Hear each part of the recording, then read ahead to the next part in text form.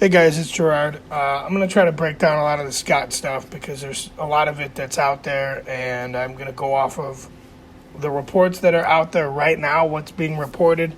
If more comes out, I'll try to update this as I can. I'm going to try as best I can to piece it together from the beginning, when these conversations with Anthem happened, when Scott kind of knew he was on his way out, when he decided to try to buy the company, and then what led us to where we are now. So, based on what's been reported, this is from the Wrestling Observer. It says that, this is today's Observer from Dave Meltzer. It says that Sicione and Ariel Scherner, the vice president of business development at TNA, had been talking with staff and wrestlers about the business and getting feedback as of a few weeks ago. Anthony Sicione, who's the new president of TNA, said himself that I was in Las Vegas. This is straight from his press release through Anthem that myself and some other media requested. I was in Las Vegas last month for both the Hard to Kill pay-per-view and the next night's Snake Eyes show.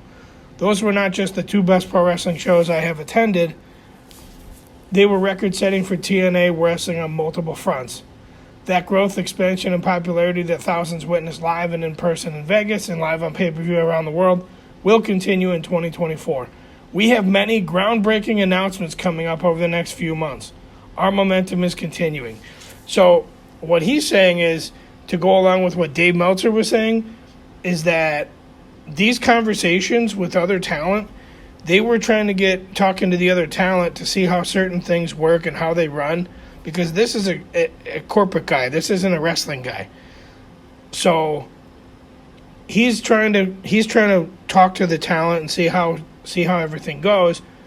But essentially, that means that these conversations with Anthem had pretty much already happened before Hard to Kill even took place, because if they're already having conversations with the talent about the operations and how things go, that means that they knew, and at that point Scott probably already knew that he was on his way out. Now, what led to Scott being on his way out? There's a couple different things here, and both Mike Johnson and Dave Meltzer kind of touched on it. Dave, his first thing he did to Wrestling Observer Radio, he says Scott was trying to up the budget. They had this really successful weekend in Hard to Kill, record breaking. Scott's trying to up the budget. He would always get in resistance on it. And it goes along with what Mike Johnson was saying, was that, I'm going to read this from the report. Let's see. Told by sources close to Anthem that it wasn't the case. It was nothing salacious. While no one is clear as to why the decision was made, over the last day, the belief seems to settle on the idea that Asper, who's the CEO of Anthem Sports, that owns TNA Wrestling, and Scott D'Amore came to a crossroad where they disagreed on how TNA should be operated, and only one person was going to win. That was Len Asper, because Len Asper is the CEO of the company. So essentially, Scott wanted to continue to operate. Scott's been operating TNA, basically. It was owned by Anthem, but he had basically no oversight, or very minimal oversight. So he's able to do what he wanted with it, when he wanted to do it.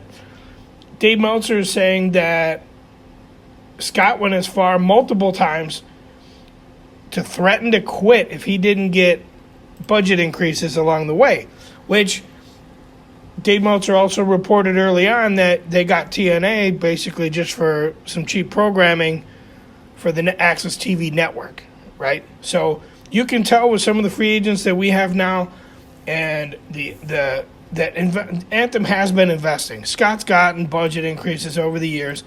There's been multiple outlets that reported it. I know Fightful was one of them a couple years ago, significant budget increases. Back when Tessa Blanchard was around, they gave the talent a whole bunch of bonuses and stuff like that. Scott is independently wealthy. He doesn't need TNA, doesn't need Anthem.